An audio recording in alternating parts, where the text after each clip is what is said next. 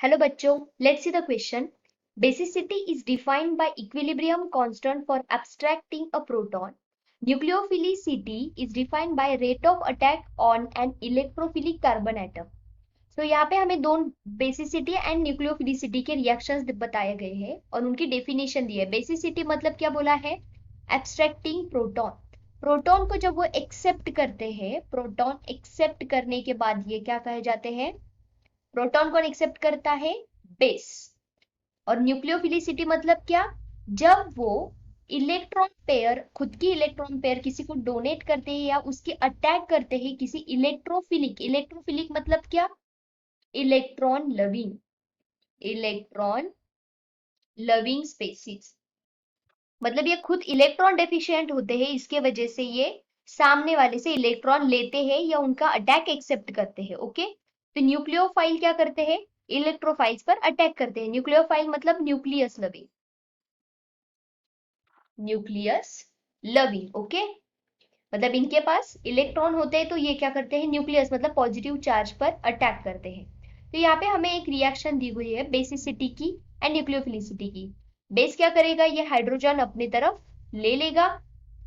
Okay, फिर यहाँ पे क्या होगा? ये बेस है, यहाँ पे हाइड्रोजन अटैच हुआ है और ये कंपाउंड निगेटिव चार्ज में कन्वर्ट हो गया। इसके बाद हमें न्यूक्लियोफिलिसिटी बताई है। ये निगेटिव चार्ज क्या करने वाला है?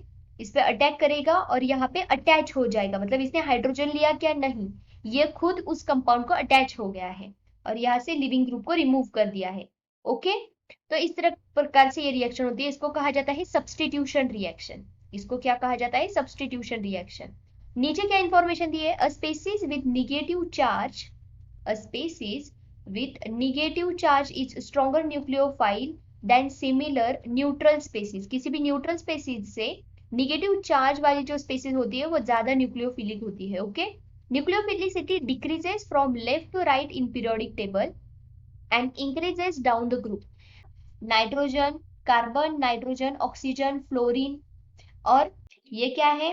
Sulphur, selenium, tellurium. यहाँ पे अगर डाउन द ग्रुप जाए या ऑक्सीजन ग्रुप है तो इसमें क्या होने वाला है? Down the group nucleophilicity increases and nucleophilicity left to right decrease होती है। यहाँ पे क्या होने वाला है? डिक्रीज, और ये इंक्रीज होगा। यहाँ पे क्या होगा? इंक्रीज होने वाला है। Okay, increases, down the group increases, left to right decreases. As the size of similar type of negatively charged species increases, basicity increases and nucleophilicity decreases। मतलब अगर सिमिलर टाइप के अगर कोई भी कंपाउंड होगा और उसकी अगर साइज इंक्रीज हो तो क्या हो जाएगा? बेसिसिटी इंक्रीज होगी। मतलब बेसिसिटी साइज अगर देखें तो साइज से इनडायरेक्टली प्रोपोर्शनल है बेसिसिटी एंड इनवर्सली प्रोपोर्शनल है न्यूक्लियोफिलिसिटी। ओके, तो यहाँ पे हमें क्या पूछा गया है? क्वेश्चन क्या दिया हुआ है? Which of the following incorrect order of nucleophilicity. तो यहाँ पे इनकरेक्ट ऑर्डर कौन सी है? यहाँ पे अगर देखें ये है OH माइनस और यह H2O।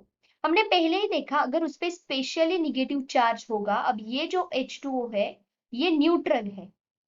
कैसा है? ये न्यूट्रल। और यहाँ पे है निगेटिव चार्ज, तो ऑब्वियसली इसकी न्यूक्लियोफिलिसिटी ज्यादा होगी एज कम्पेयर टू H2O, क्योंकि यह क्या न्यूट्रल है और यहाँ पे निगेटिव चार्ज है। तो ये तो सही है। यहाँ पे क्या दिया हुआ है? Et3P is greater than Et3S।